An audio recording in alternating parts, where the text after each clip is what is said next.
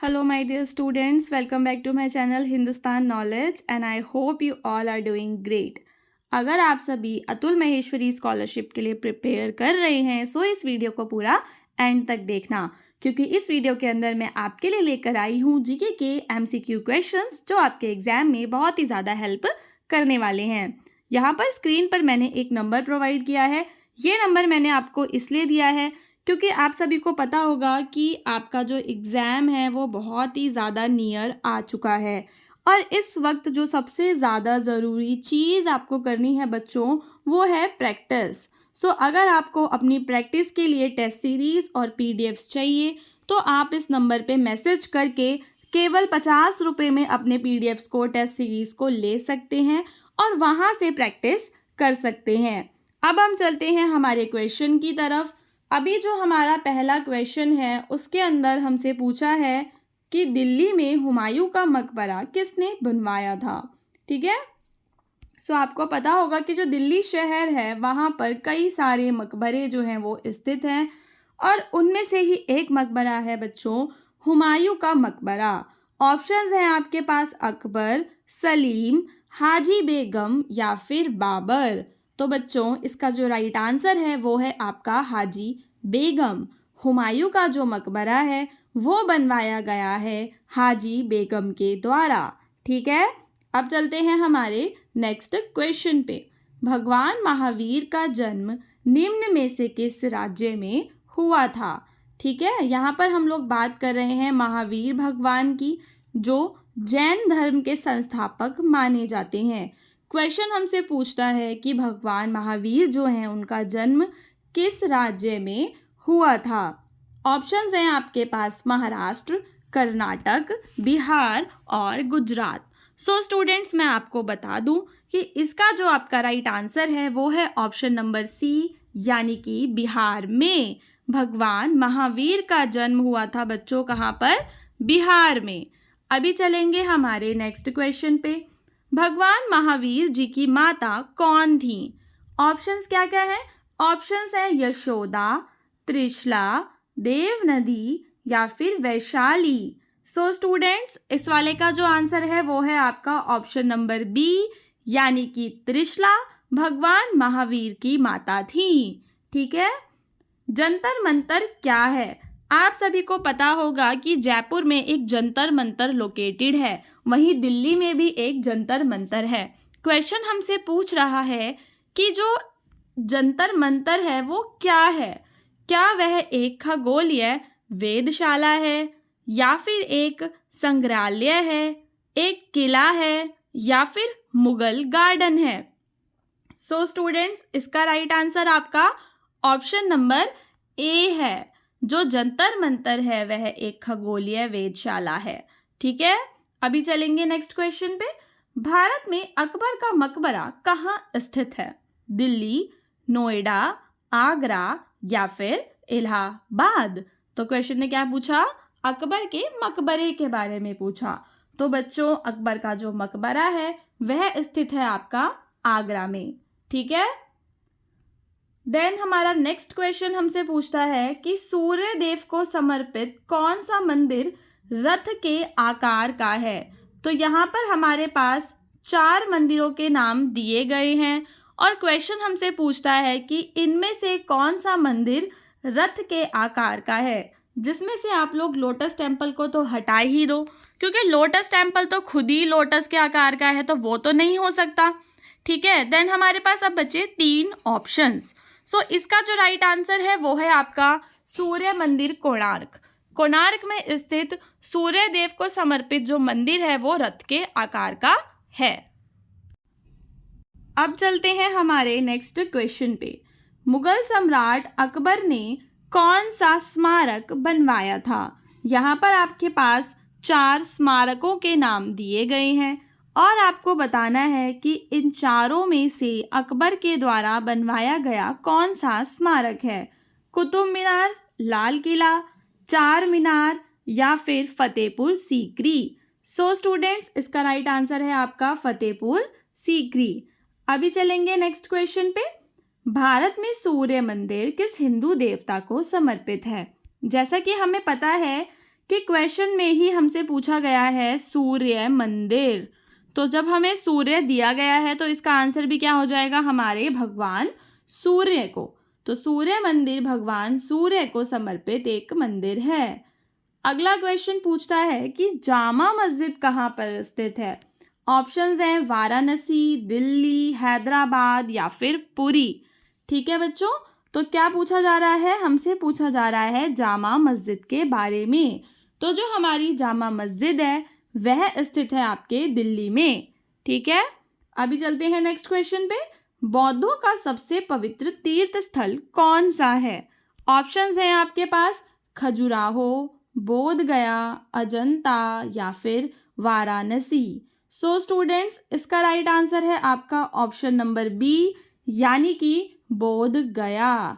बौद्धों का सबसे पवित्र तीर्थ स्थल है हमारा बोध गया।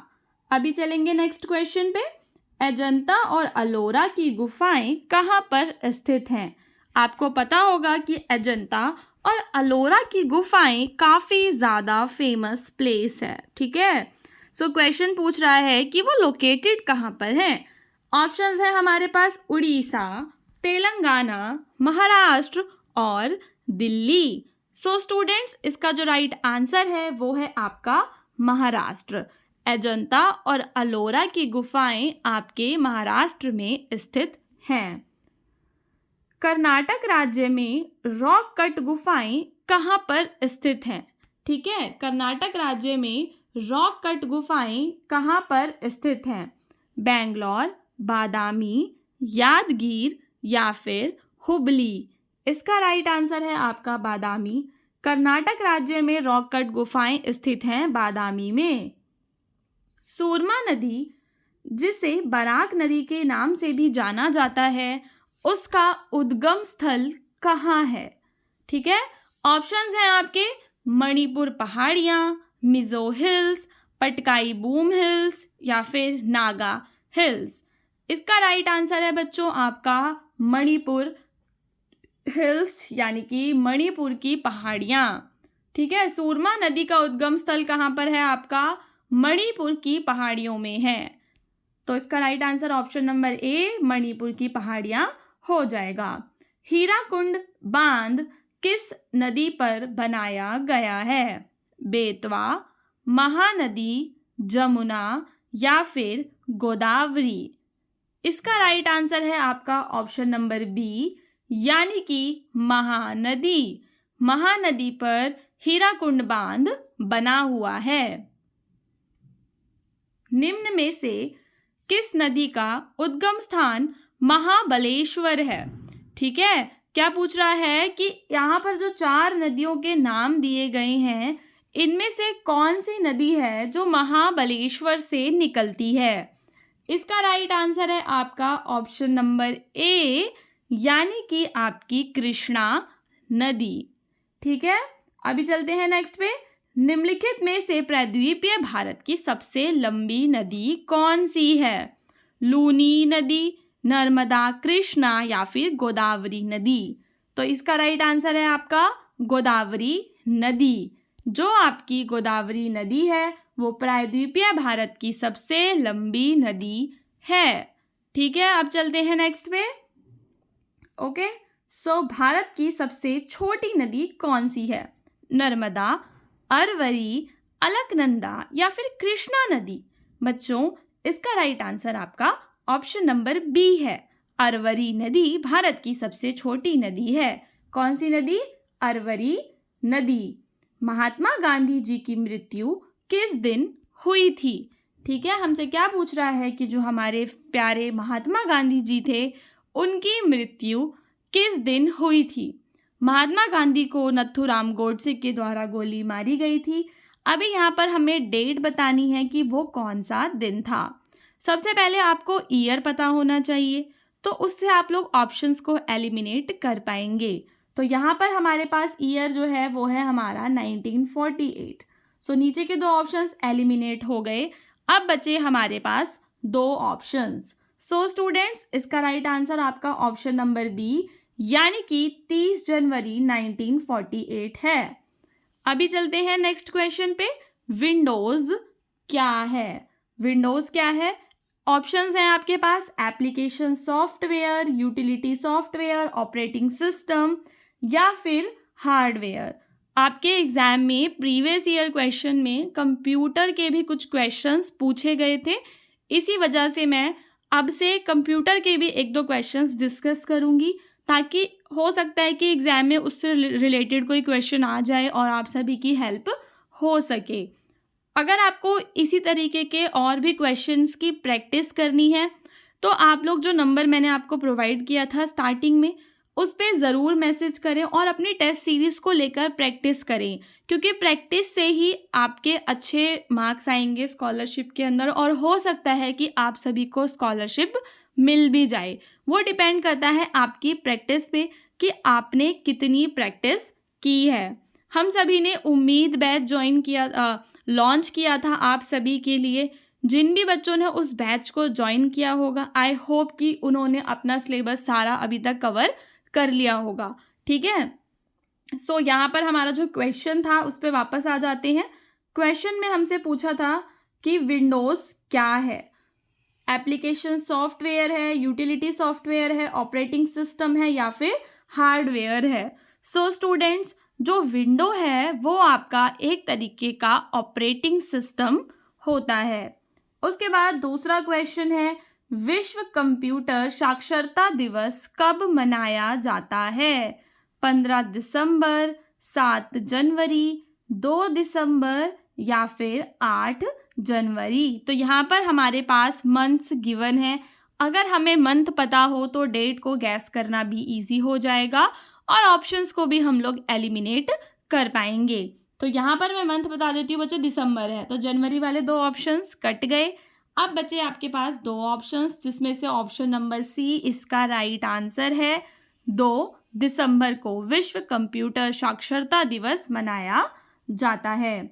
निम्नलिखित में से लेज़र क्या है? प्रिंटर, स्कैनर, कीबोर्ड या फिर पेन ड्राइव। निम्नलिखित में से लेज़र क्या है बच्चों? तो जो लेज़र है वो है आपका एक तरीके का प्रिंटर। अभी चलते हैं नेक्स्ट क्वेश्चन पे। निम्नलिखित में से आउटपुट डिवाइस कौन सी है? कीबोर्ड। आपने अपने स्कूल में भी इनपुट और आउटपुट डिवाइसेस को पढ़ा होगा। मैं आप लोगों को एक बार रिवाइज करवा देती हूँ। जब भी हम कंप्यूटर के अंदर कोई भी इंफॉर्मेशन को फीड करना चाहते हैं, उसके अंदर इंफॉर्मेशन को डालना चाहते हैं, सो उस टाइम पे हम जिन भी डिवाइसेस का यूज़ करते हैं वो हमारे इनपुट डिवाइसेस होते हैं। जैसे कि उसमें आपका कीबोर्ड आ जाता है, माउस आ जाता है, माइक्रोफोन आ जाता है, क्योंकि उससे आप लोग कंप्यूटर के अंदर इंफॉर्मेशन डाल रहे हैं। और वहीं जब आपको कंप्यूटर से इंफॉर्मेशन बाहर चाहिए होता है प्रोसेसिंग के बाद, तो उसको हम कहते हैं आउटपुट। और उसके अंदर जिन भी डिवाइसेस का हम लोग यूज़ करते हैं वो सारे के सारे हमारे आउटपुट डिवाइसेस कहलाते हैं। तो क्वेश्चन में हमसे पूछा है कि इन चारों में से कौन सा एक आउटपुट डिवाइस है? तो कीबोर्ड और माउस तो नहीं है, माइक्रोफोन भी नहीं है। सो इसका राइट आंसर क्या है स्टूडेंट्स? इसका राइट आंसर है आपका ऑप्शन नंबर सी, यानी कि प्रोजेक्टर। ठीक है, अभी चलते हैं नेक्स्ट क्वेश्चन पे। अब हमसे पूछा है कि निम्नलिखित में से कौन सा एक इनपुट डिवाइस है? मॉनिटर, प्रोजेक्टर, प्रिंटर या फिर स्कैनर। सो यहाँ पर इसका आंसर क्या हो जाएगा? आपका स्कैनर हो जाएगा। ठीक है, क्योंकि मॉनिटर पे हमें इंफॉर्मेशन दिख रही होती है तो मॉनिटर एक आउटपुट डिवाइस है, प्रोजेक्टर भी, और प्रिंटर से तो हम प्रिंट ही ले लेते हैं पूरा का पूरा, सो वो तो पूरा का एक आउटपुट डिवाइस हो जाएगा। तो यहाँ पर हमारे पास एक ही ऑप्शन बचा जो आपका ऑप्शन नंबर डी था, स्कैनर एक तरीके का इनपुट डिवाइस है। कंप्यूटर का दिमाग किसे कहा जाता है? ये बच्चों वाला क्वेश्चन है। सभी को पता होता है कि जो सीपीयू है उसको हम लोग कंप्यूटर का दिमाग कहते हैं। सीपीयू की फुल फॉर्म क्या होती है स्टूडेंट? सीपीयू की फुल फॉर्म होती है सेंट्रल प्रोसेसिंग यूनिट। ओके, अभी चलते हैं हमारे नेक्स्ट क्वेश्चन पे। www का आविष्कार किसने किया था? आप सभी को पता होगा कि हम लोग जब भी कोई URL लिखते हैं तो उसमें ऐसे लिखते हैं www. तो इसका आविष्कार किसने किया? Bill Gates, Bradley, Tim Berners Lee या फिर जॉन सीना ने। सो बच्चों इसका जो राइट आंसर है वो है आपका टिम बर्नर्स-ली। टिम बर्नर्स-ली ने www का आविष्कार किया था। देन आपसे पूछा गया कि गूगल क्या है। सो स्टूडेंट्स गूगल है आपका एक तरीके का सर्च इंजन। भारत में इंटरनेट की शुरुआत किस वर्ष हुई? भारत में जो है इंटरनेट की शुरुआत हुई थी स्टूडेंट्स 1995 में। सो इस तरीके से हमने कई सारे क्वेश्चंस को इस वीडियो में कवर किया एंड आई होप आपको वीडियो अच्छा लगा होगा। दिए गए नंबर पे मैसेज कर लेना, अपनी टेस्ट सीरीज़ को ले लेना। बाकी वीडियोस में से प्रैक्टिस करते रहो, वीडियोस को देखते रहो, बार बार रिपीट करके देखो ताकि आप लोगों को क्वेश्चंस याद हो जाएं। चैनल पे प्लेलिस्ट दे रखी हैं, वहाँ से बाकी के वीडियोस को भी एक्सेस करो। इंग्लिश के वीडियोस देखो, हिंदी के, जीके के, मैथ्स के, सारे सब्जेक्ट्स को इक्वल टाइम दो, तब जाके कहीं स्कॉलरशिप में आप लोगों का नाम आएगा। ठीक है।